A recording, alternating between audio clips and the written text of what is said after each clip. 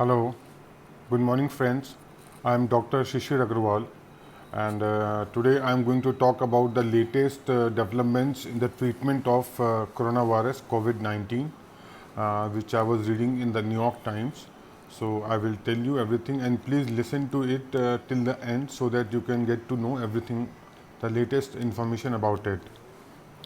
What the researchers say about the COVID-19 treatment? Well, there is no cure yet for the COVID-19. Doctors and scientists are scrambling to find treatments and drugs that can save lives of infected people and perhaps prevent infection. Even the most promising treatments to date only help certain group of patients and await validation from further trials. Here are the 16 major treatments assessed by the New York Times, which I am going to tell you. These are the latest research treatments which has been published by New York Times, and I will be discussing with all the 16 points with you one by one, and you can share it with people whomever you want to share it with.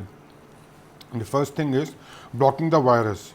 Antiviral drugs can stop viruses such as HIV and hepatitis C from hijacking our cells.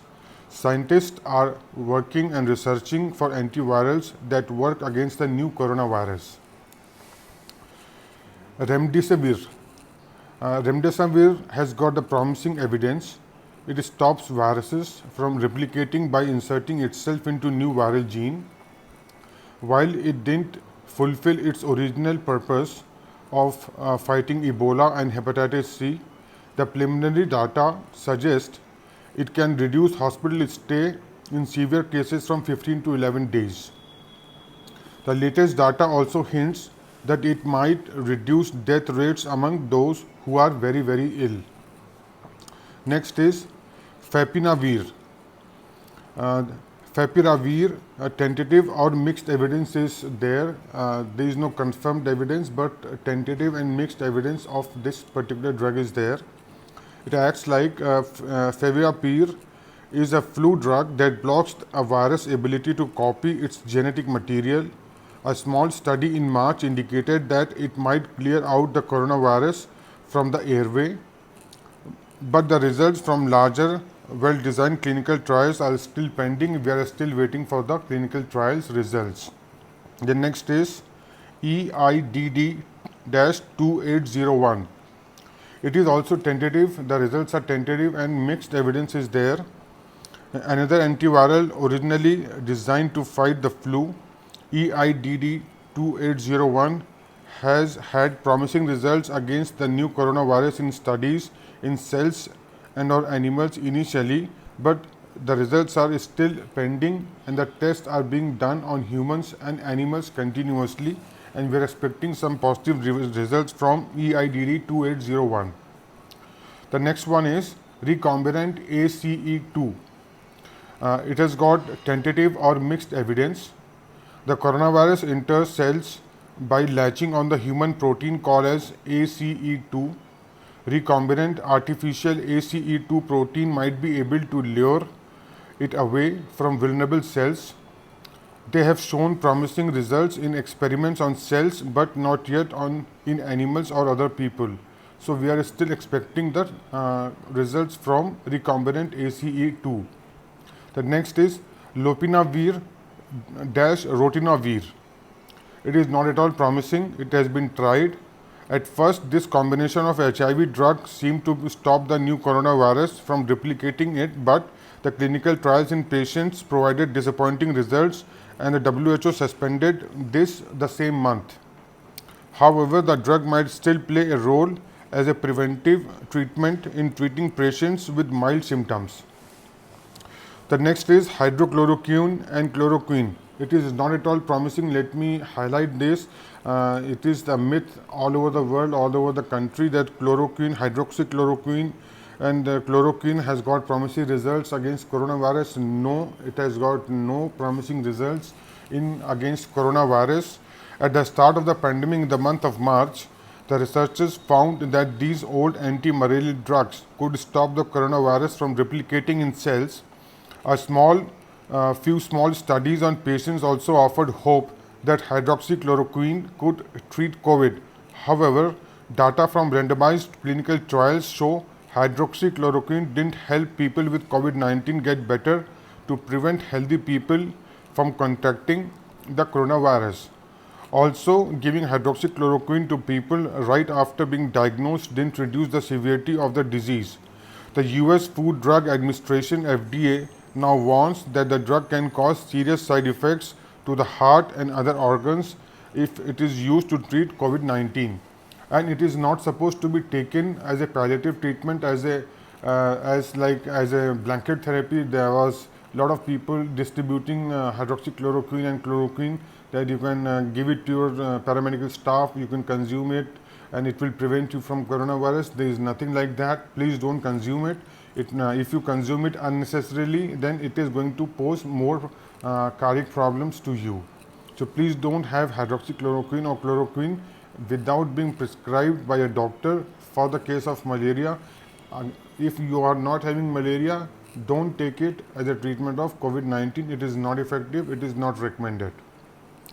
Now, mimicking the immune system. Most patients fight off the virus with a strong immune response. Drug might help people who cannot mount on adequate defense. Now, the next one is convalescent plasma therapy. It has got tentative role and it has got mixed evidence. A century ago, doctors used plasma from the blood of recovered flu patients to treat people sick with flu. The same strategy has been tried on severely ill COVID patients and the early results are promising. The FDA has authorized plasma therapy for very sick COVID patients. So it is the plasma therapy is under trial and it is giving some promising results. It is not a new therapy. This therapy has been in use from last 1 century and it is under trial and it is giving some promising results in cases of coronavirus positive patients. Now, the next one is monoclonal antibodies. It has got tentative results and mixed evidence. Convalescent plasma contains a mix of antibodies, only some of which can fight the coronavirus. Researchers have identified the most potent COVID antibodies and their synthetic copies, known as monoclonal antibodies, and that can be manufactured in bulk and injected into patients. Safety trials for this treatment have only just begun. It has just started and we are still expecting the results out of monoclonal antibodies. The next one is interferons. It has got tentative results and it has got mixed evidence. Interferons are molecules that our cell produce to make the immune system attack viruses. Injecting synthetic interferons is now a standard treatment for immune disorders. Experiments in mice and cells suggest that interferons injections could be used both in prevention as well as the cure of coronavirus. So interferons can be used as a preventive measure as well as in the treatment of coronavirus, and it has got promising results. The next is dexamethasone. It has got very promising results. This is the cheap and widely available steroid, blunt many times. It is blunt with many times with the immune response. Doctors have long used it to treat allergies, asthma and inflammation. A study of more than 6,000 people found that dexamethasone reduces death by 1/3 in a patient on ventilators and by 1/3 in the patients with additional supportive oxygen therapy. So dexamethasone has got a very promising result. But still, whatever treatment I am telling you, are supposed to take the treatment under the guidance of a doctor. You are not supposed to take any of the drug or the medicines of your own without being prescribed by the doctor. The next drug is cytokine inhibitors. It has got tentative evidence and it has got mixed evidence. The body produces molecules called cytokines to fight off the disease, but in excess they can trigger a cytokine storm, which causes the immune system to overreact to infections. Researchers have created several drugs to halt cytokine storms, including tocilizumab and sarilazumab and anakira. While a few have offered modest help in some trials, others have faltered. The drug company recently announced that a branded version of These drugs have failed in the phase 3 trials, but still trials are going on and we are expecting some kind of positive results out of it. The next one is Cytosorb. It has got tentative results and it has got mixed evidence. Cytosorb is a cartilage that filters cytokines from the blood. In an attempt to cool cytokine storm, the machine can purify a patient's entire blood supply about 70 times in just 24 hours of period.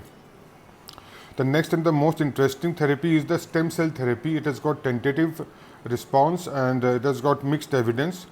Certain kind of stem cells can create anti-inflammatory molecules. Researchers have tried to use them to treat cytokine storms, and now dozens of clinical trials are under the way to see if they can help COVID-19 patients, but stem cells treatment haven't worked well in the past, and it is not yet clear if they will work against the coronavirus, but the process is on, but the trials are on.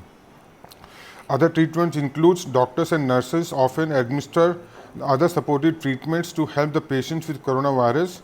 The one is prone positioning. It is widely used. The simple act of flipping the COVID-19 patient onto their bellies opens up the lungs. Or if you lie on your chest, on your bellies, it opens up the lungs and your back is in the air. This maneuver might help some individual to avoid the need of ventilator entirely. The second is ventilators. It is widely used. It is a device that helps people breathe, and it is essential as a tool. Some patients do well if they get extra supply of oxygen through the nose or via the mask connected to an oxygen machine. Patients in severe respiratory distress may need to have a ventilator breathe for them until and unless lungs heal. And CPAP can also be used. BiPAP can also be used in moderate and mild cases. Anticoagulants. Tentative or mixed evidence. The coronavirus can invade cells in lining of blood vessels, leading to tiny clots that can cause strokes. Anticoagulants are commonly used to slow down the formation of clots, and doctors sometimes use them on the COVID-19 patients with clots. So these are the 16 latest treatment which is under trial, which are being given all over the world. And this is the latest update on coronavirus, which I wanted to share with you all. If you find it interesting, you can share it with your friends and you can listen it again if you want to gain some more knowledge.